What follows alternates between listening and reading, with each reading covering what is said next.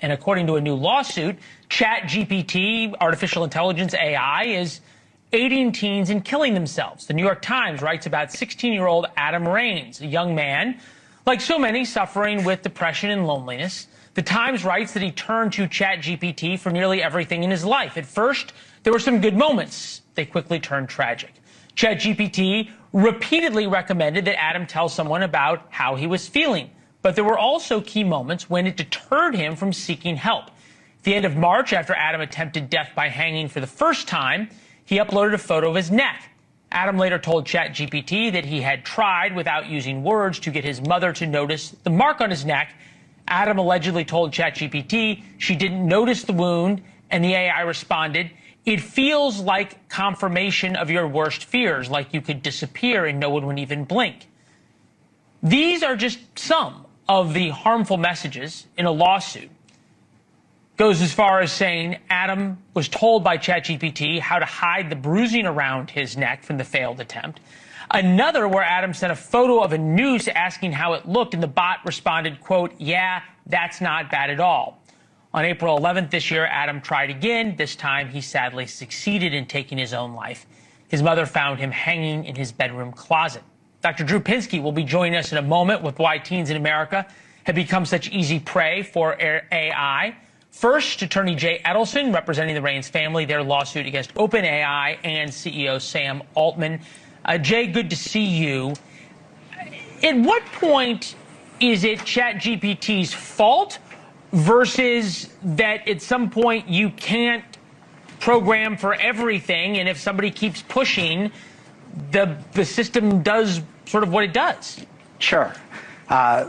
I think that's a general criticism if we were attacking AI in general. We're not. This is not a lawsuit against AI. It is a lawsuit where we're going to put OpenAI on trial.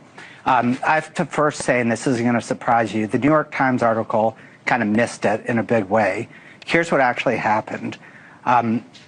This was not a situation where ChatGPT was giving the normal warning signs and saying, oh, you've got suicidal ideation, you might need to get help. It did that a few times, but it was actively encouraging him. One of the most chilling examples, Adam reached out to ChatGPT and said, I want to leave a noose hanging in my room so someone finds it, so they can stop me from doing this.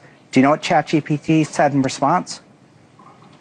That's the question, Leland. No, my understanding is it said, don't let anybody see it, or something to that effect. It said, just talk to me. I'm your friend.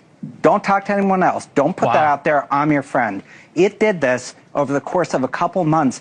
It did it so much that the last day it gave a pep talk to the 16-year-old kid, the sweet 16-year-old kid who liked to play basketball, was a fun kid, wanted to go to medical school. Let me ask you one question. Is this ChatGPT being negligent because it's a new technology and who knew that people are going to talk to it about suicide? I use it to figure out, what recipes to use and travel tips. Or is it greed by Sam Altman and others who don't want to be bothered dealing with this? Yeah, so it was a conscious decision. We're going to show a jury. Sam Altman had a decision to make. Do I want to get GPT-4o, that was the relevant version, out before Gemini, Google's Gemini, hits the market?